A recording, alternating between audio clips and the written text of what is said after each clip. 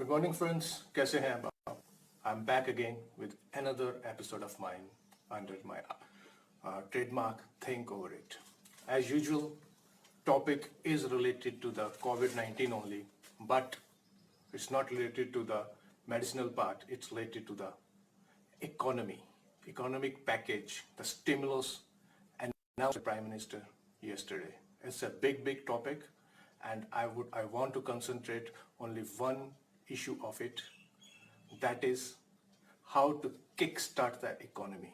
Right now, you know that all over the globe, all over the world, economies dashed. They are at the zero level, and almost every country want to kickstart the economy. So as the India, economy बिल्कुल बैठी हुई है, इन्हें start करना है. Kick start समझते हैं ना? किक स्टार्ट बाइक स्टार्ट करते हैं, स्कूटर स्टार्ट करते हैं, किक मारते हैं, स्टार्ट होता है, एंड जूम वी गो, और we ignite the cavity, economy. जैसे हम कार चाबी लगाते हैं, इग्निशन, गाड़ी स्टार्ट होती है, चल पड़ती है. बट अगर प्रोसेस या तरीका ठीक नहीं हो तो अब किक लगाते रहिए, it just doesn't start. Right now we are at the same phase. We have to kick start our economy. Prime Minister has announced a huge package, 20 lakh crores. 20 lakh crore is a huge amount. If we talk in billions, अगर हम billions में बात करें, लगभग 264 billion dollars. हमारी जो total economy है वो है 2.6 trillion. उसका 10% the government has kept aside. वो इसको इन्फ्यूज करना चाहते हैं, वो इसको इकोनॉमी में डालना चाहते हैं, ताकि हमारी जो इकोनॉमी है. इस बात से मुझे बड़ा एक इंटरेस्टिंग किस्सा कल का याद आ रहा है. मेरी बेटी है छोटी, I have a daughter around 9 years old. She was just listening and was not able to understand much, and they said, "Papa, why don't the Prime Minister Modi ji के काम क्यों नहीं करते हैं? हमारी अपनी प्रिंटिंग करेंसी प्रिंट करते जाए, उतनी करेंसी प्रिंट करें, लोगों को दो, खर्च करें, इकोनॉमी स्टार्ट हो जाएगी. प्रॉब्लम कहाँ है?" Well, it does not happen. जब मैं छोटा था मैं भी ऐसा ही था. अगर ऐसा किया जाए, आपकी जितनी इकोनॉमी नहीं है, जितनी जीडीपी नहीं है, आप उतनी करंट अगर आप प्रिंट करके मार्केट में फैल दें तो एक फॉल्स, एक हॉक्स इकोनॉमी खड़ी होती है, जिससे इन्फ्लेशन बढ़ती है और वो इकोनॉमी कलैप्स कर जाती है. वेनेजुएला में भी रिसेंटली ऐसे हुआ. It's again a big topic, different topic. I will not touch upon this right now. Which the point I want to concentrate is kick start कैसे करनी है. फ्रेंड्स, पैसा आ गया है, सामने पड़ा है, अब इसको यूज करना है. यूज ऐसे करना है कि हमारी इकोनॉमी जो है वो भागे, उड़े. For that, you know, what is the और छोटी छोटी चीजें मैं भी समझता हूं, आप भी समझते हैं. वो छोटी चीजें ऐसी हैं जिन्हें कि हम डिस्कस करें, शेयर करें, उन्हीं से ही बेस बनता है. जिसके लिए हिंदी में कहा जाता है कि किसी को भी, भाई तूने शादी नहीं की तो तू शादी आई मीन मैरिटल अफेयर्स के बारे में कैसे बात कर सकता है. दोस्तों, शादी नहीं भी की हो, बारातें तो अटेंड की है ना. We can talk on this, discuss on this. Now coming back to my point.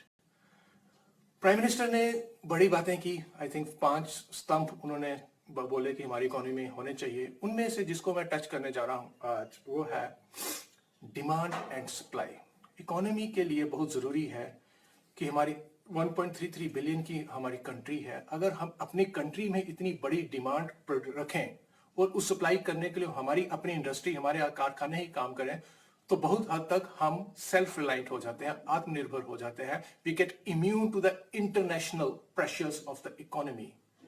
आप समझ रहे हैं, अगर हमारी अंदर ही इतनी ताकत है कि हम खुद ही इतना सामान खुद बनाए और खुद खरीदे, कंज्यूम करें, बेचें, तो हमें बाहरी दुनिया पे डिपेंडेंस हमारी बड़ी कम हो जाती है. नाउ क्वेश्चन कम्स कि डिमांड कैसे बढ़ाएं, क्या किया जाए. अभी आपको याद होगा, कोविड से पहले हमारी इकोनॉमी थोड़ी नीचे जा रही थी, इसके बारे में बड़ी बात की जा रही थी. इकोनॉमी क्यों नीचे जा रही है, क्यों नीचे जा रही है. There was one very big reason that at that particular moment our internal demand was less. हमारी जो अंदर की कंजम्पशन है, जो डिमांड थी, कम हुई थी. उसकी वजह से हमारी जो इंडस्ट्रियल आउटपुट थी, जो हमारे कारखाने बना रहे थे सामान, वो भी कम बन रहा था. इस वजह से हमारी इकोनॉमी डाउन जा रही थी. अब वो इंटरनल डिमांड हमारी क्यों कम हुई थी, क्या रीजन है, again that's a big topic. Will not touch upon that. Coming back to the my original topic, कि कैसे इस स्टिमुलस को, ये कैश, ये रिसोर्स हमारे पास पड़ा है, कैसे हम इसको किक स्टार्ट करें, डिमांड बनाए, सप्लाई बने. तो उसके लिए मेरे पास 2-3 छोटे छोटे पॉइंट्स हैं. दोस्तों, हमारी जो मैक्सिमम पॉपुलेशन है, पब्लिक है, इज रूरल बेस्ड. वो गांव में रहती है. और गांव में कौन सबसे बड़ा व्यापार, सबसे बड़ा काम धंधा जो है, रोजगार है, वो है एग्रीकल्चर। उसी वक्त गांव में काफी लोग बाहर निकल के, अर्बनाइजेशन हो गई, बाहर चले गए, मजदूर बन के बाहर भी काम कर रहे हैं। आज की डेट में एक ऐसा सिनेरियो बन गया है कि फार्मर्स वहीं पे हैं गांव में, लेबर जो बाहर थी वो वापस गांव में आई है या पहुंच रही है। प्राइम मिनिस्टर ने रखा है एक पैकेज कि हम ये पैकेज चलाएं और जिससे कि इन लोगों तक ये पहुंचे और उसके बाद इकोनॉमी किक स्टार्ट हो। आप इमेजिन करिए, हाँ मैं आपको ऐसे कहता हूं, people like me and many others, middle class, lower middle class, upper middle class, अगर उनके हाथ के अंदर if they get say an amount of rupees 50,000 60,000, we don't spend it. Middle class mentality रहती है, इतना खर्च नहीं करेंगे, थोड़ा बचा के रहेंगे। That money does not come back into the circuit. They park the money in FDs or whatever it is. So it's not going to help. Whereas the same amount, it goes into the hands of laborers or the farmers, which are really needy. They spend it.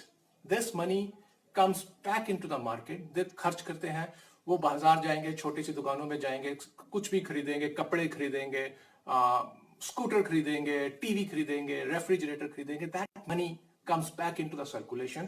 उससे demand, बाद जब वो सामान बिकता है, supply चाहिए होती है, supply again goes back to the factories, more things are made, more products in the economy, in the market, and this way the cycle starts, demand and cycle starts, and the economy grows.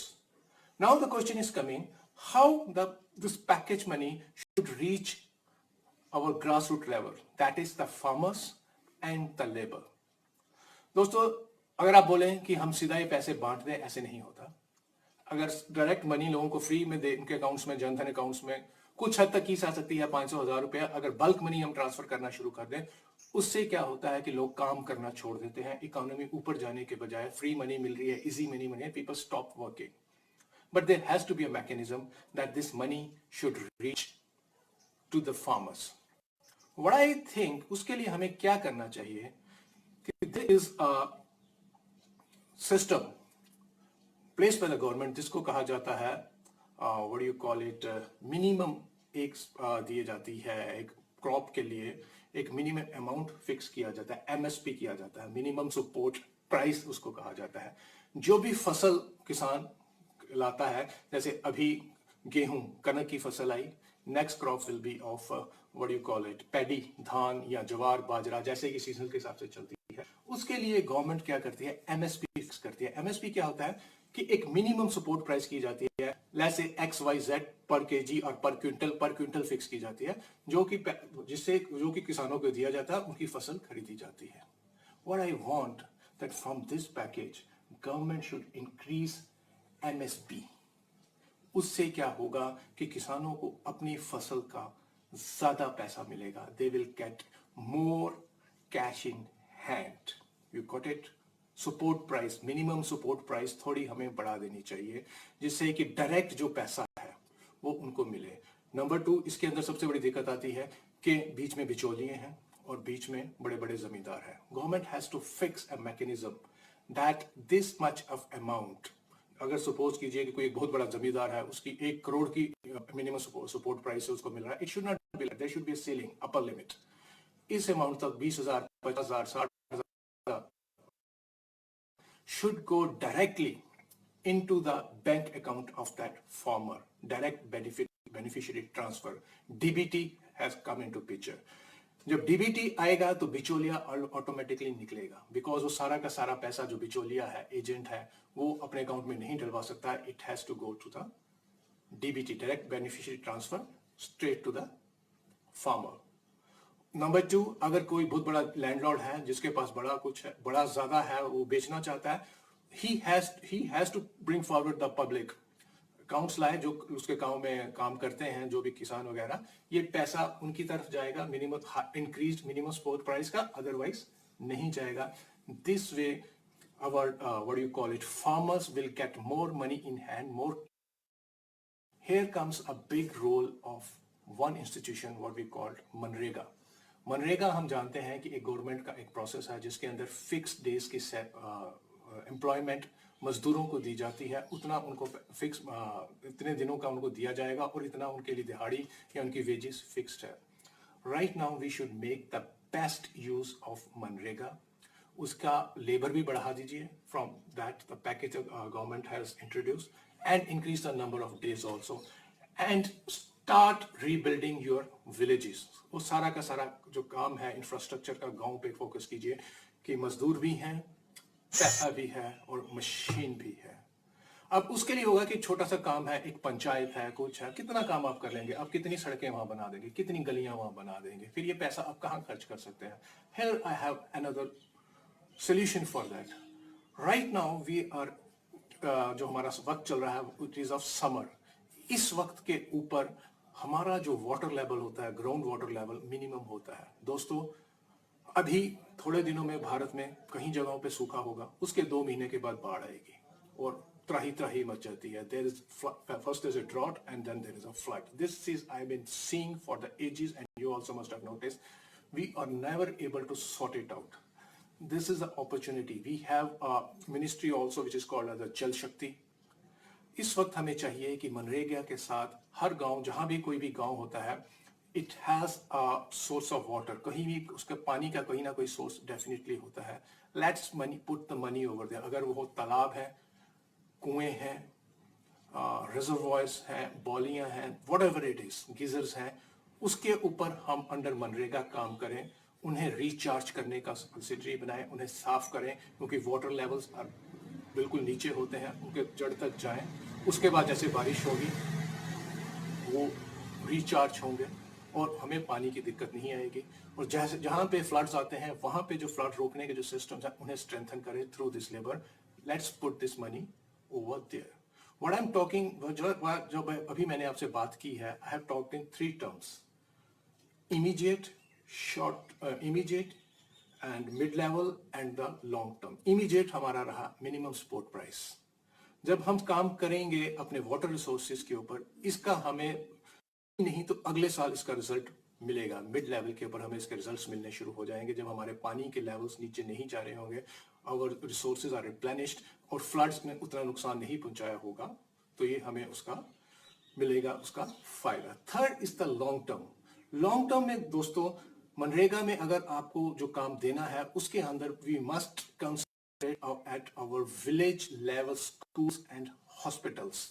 इनके ऊपर हमें काम करना चाहिए, इन्हें strengthen करना पड़ेगा। अच्छी बिल्डिंग बनाए, अच्छा रंग करें, अच्छा वहाँ पे सिस्टम लाए, अच्छे वहाँ पे आईटी टेक्नोलॉजी लाए, कंप्यूटर्स इंट्रोड्यूस करें। सिमिलरली अपने हॉस्पिटल्स को हम अच्छे से बनाए, बिल्डिंग तैयार करें, क्वार्टर्स बनाए, इसको इतना खूबसूरत बनाए, इतना अच्छा बनाए कि स्टाफ खुद आकर वहाँ पर रहना चाहे कि इतनी अच्छी बिल्डिंग है, इतना अच्छा सब कुछ है, why can't I stay over here?